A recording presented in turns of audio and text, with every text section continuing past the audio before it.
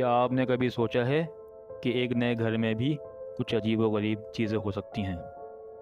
क्या आपने कभी किसी चीज़ को महसूस किया है जो हकीकत में मौजूद है मगर आप उसे महसूस करते हैं? हाँ, ऐसा ही हमारे साथ ये स्टोरी शेयर करने वाली के साथ हुआ। तो गाइस, उम्मीद करते हैं कि आज की स्टोरी आपको बहुत पसंद आएगी। अगर आप भी कुछ इस तरह की स्टोरी हमारे साथ शेयर करना चाहते हैं तो हमें ईमेल करें। तो आज की स्टोरी शुरू करते हैं और उम्मीद करते हैं कि आपको ये स्टोरी यकीनन पसंद आएगी। हमें अपनी स्टोरी शेयर करते हुए उन्होंने बताया, जब मैं 7 या 8 साल की थी तो मेरी फैमिली एक डीसी के करीबी इलाके में एक नए घर में शिफ्ट हुई। नई तामीर, बिल्कुल नया सब कुछ।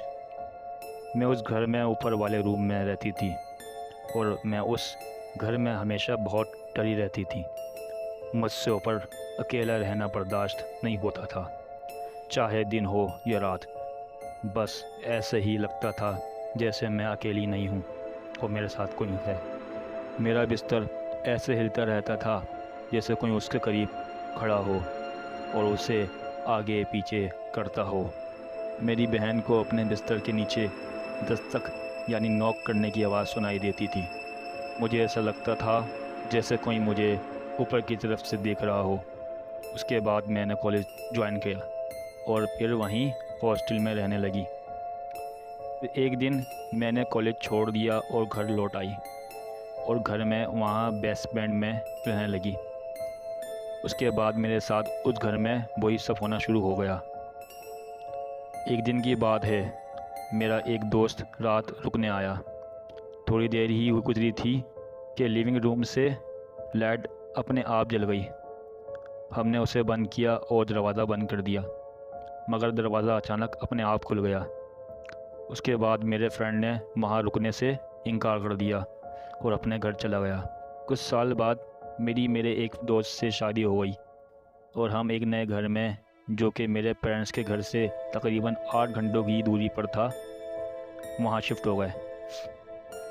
कुछ वक्त गुजारने के बाद मैं प्रेग्नेंट थी और अपने पेरेंट्स के घर थी और मेरे हस्बैंड डीसी अपनी माँ से मिलने गए थे और मेरे फादर बिजनेस की वजह से कहीं सफ़र पर थे।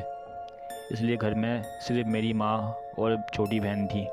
जब मैं बिस्तर पर लेटी हुई थी और मेरी मदर बाहर दुकान से सामान लेने गई थी तो अचानक मुझे सीढ़ियों से किसी के कदम की आवाज़ आना सुनाई दी और फायरप्लेस के ऊपर का शीशा देखते वक्त मैंने देखा कि लिविंग रूम में कोई नंगे पाँव है।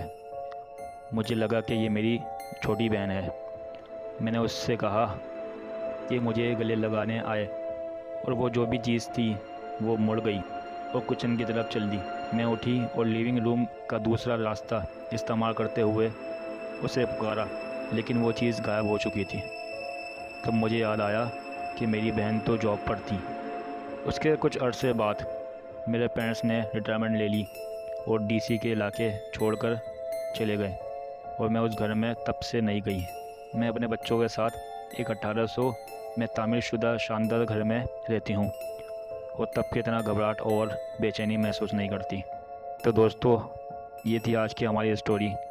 तो दोस्तों, यकीनन आपको ये वीडियो बहुत पसंद आई होगी। अगर आपको ये वीडियो पसंद आई तो ज़रूर लाइक करें, कमेंट करें, सब्सक्राइब करें और अपने दोस्तों के साथ शेयर करें। तो मिलते हैं अगली वीडियो में।